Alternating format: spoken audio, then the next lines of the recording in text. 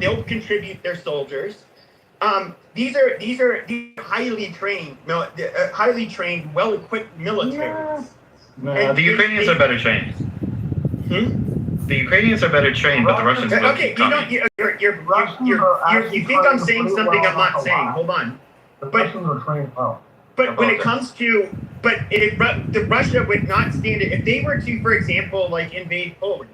They could not deal with France, Germany, the UK, of course, and every other fucking country. They would get decimated in a conventional war. I've never heard anything that would suggest otherwise. Okay, I'll send you a video of American mercenaries in Ukraine going against professional Russian soldiers. And 2 of those mercenaries got killed. I'm telling you, the Russian military, it's a fucking meat grinder over there. Watch some videos of foreign nationals going over there to fight. The Russians land a fucking mortar shell right on top of you. Yes, so what? That happens in war. These are professional soldiers, bro. I'm telling you. Yes, you know the difference? The difference is a difference. So I had a friend who was Marine. He was telling me because he had some buddies or a buddy, I believe, that went over there. The big difference between there and the global war on Tabor is that the U.S. They had absolute air superiority, and for the most part, they controlled what mortars whether or not mortars could come in. When it comes to Ukraine, the Ukrainians don't have that power. It's a much more dangerous, a much more brutal fucking war type of war than even what Americans had to see the last 20 years. Yeah, that's what I'm saying. But dude, listen, don't act like the Russians don't have their shit together here, man. They can land a mortar shell or artillery shell right on top of you. That's what I'm saying. Like, I've watched personal accounts. They literally, you insane kill ratio, even Iranians, similar to what you would see when they were fighting, when they were fighting in World War II. Well, you know what this is like? It's like that expression. If you really want to know what a person is what they do, right? Not what they say. So you always judge someone like by their actions, right? There's always going to be propaganda on either side. Like there's going to be people that say, oh, Trump gets on the TV every day saying that the Iranian army's been defeated wholly and completely. Well, that's obviously not true, right? I mean, just look at the actions. It's a stalemate at the moment, clearly. At this moment, it's a stalemate. Same thing between Russia and Ukraine. It's a stalemate. Mister, can you, we can't hear you. Right, we can't hear you, mister. Yeah, you're in the matrix, totally. So it's the same thing. If you want to know who a person is, watch what they do. Don't listen to anything they say. Some dude could say at the bar, I'm the toughest motherfucker in the world, blah, blah, blah, blah. But he's never been in a fight. He's full of shit, right? It's what a person does. So you have to strip the actions on the ground from the actual outcome and right. And that's a very simple way to simplify things. It's a better way of understanding actually who someone is or what a military is capable of doing. I just want to say that the reporting on what's happening in Ukraine is actually extremely poor. Someone like me who follows this war extremely closely, I know what kind of journalists to watch for and the kind of Ukrainians and what they're doing. Google, I don't know what position you had in Google, but high up in the ranks in Google at least, his name is Eric Schmidt. He had helped Ukraine develop these AI drones, which are meant to attack mid-range. Anything from the Ukrainian border all the way to occupied territories down to the Black Sea and the Sea of Azov. They are able to take out fuel trucks, military trucks, and everything. They are devastating anything that goes to Crimea right now. And not only that, they are attacking the Shadow Fleet in the Sea of Azov, which is in the occupied territories in Russia, and they are also attacking a bunch of shadow fleets in the Sea of Crimean Peninsula. Crimea, and also the Black Sea. They are devastating everything. They are attacking their infrastructure. They are attacking their electricity. So they're getting destroyed now. If that means they're gonna win, that's a different story. But currently, Ukraine is on the offensive and they're tearing up Russia. How much that's true? Propaganda, I don't know, right? I'm sure there's always I'm getting the same thing from independent sources, not from Ukraine.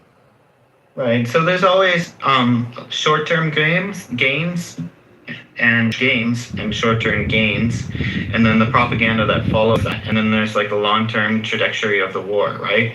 As far as I see, both Ukraine, Russia, and America and Iran, it's still both like completely, stalemate. It's neither side has really pulled ahead very far, right? And then, of course, the Ukrainians are going to go and they're going to say their side. And then the Americans are going to go and say their side. The Russians are going to go and say their side. And the Persians or the Iranian government, they're going to say what they want to say. Right? Trent Cannon, please come forward and give us the news. Trent? Oh man, not the How's the Ukraine, man? Hold on. What's that, Trent? Yeah, I won't change the subject too much from Ukraine. I agree with Del Normal. I've been following it closely, and Ukraine has turned the tide. And I was one that said that was saying a couple of months ago that Ukraine should surrender. Their deep strikes into the oil refineries, it's actually affecting oil prices globally. And what they've been able to do with their drone technology is nothing short of masterful. And there is significant problem. It is true that the Russians are using non-typical Russian citizens or rural Russian citizens. It hasn't gone into the main populace, but eventually, because of the losses, they're going to have to get into the main populace of the Russian people, and it is extremely unpopular. So all that is very accurate. But the breaking news is Channel 12 of Israel is now reporting now. Take this with a grain of salt because they've said this before. But the infrastructure attack on Iran is a go. I'm hearing I'm hearing something similar to Yeah, go ahead, Olno. Well, it's No, very. I'm Sorry. agreeing with you, Trent. Both sides are reporting that something big is happening tonight, and everybody is in evacuation mode. I think if you really summarize like the fact that I think the Ukrainians took these drones that could initially only fly like 30 kilometers or something, and then they made them fly 300 kilometers, and now they can fly 1,000 kilometers. Like the acceleration of this very, very cheap drone technology should be a concern for us, just like basically as human beings, because that means eventually find its way into Iran's hands, right? It will eventually find its way into every single country in the world's hands. So I don't know how, like 10, 20 years from now, I don't know how we're going to stop the world from fucking blowing up. It's kind of a downer, right? But I mean, when I hear, on one side, I'm supporting Ukraine because of my family's history, but on the other side, I'm like, shit, every time I hear advancement in drone technology, I think we're getting closer and closer to the sort of Terminator 2 scenarios. What my thoughts about, man? The Bible kind of speaks about these things that are going to be coming out of the ground, and but they have basically scorpion tails on.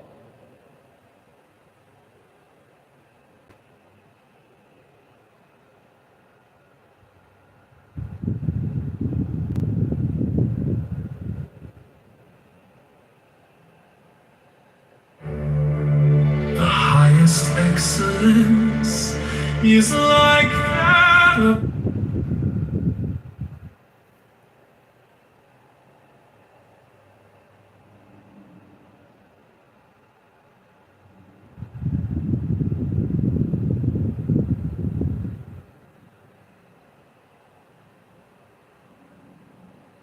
with your hellbimes.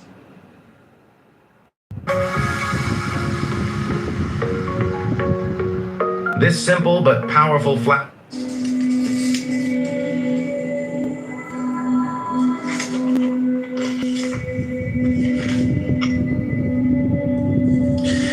eternal companion, help us pour out our hearts to you honestly and sincerely. With these prayers as our guide, help us close to you, dear God.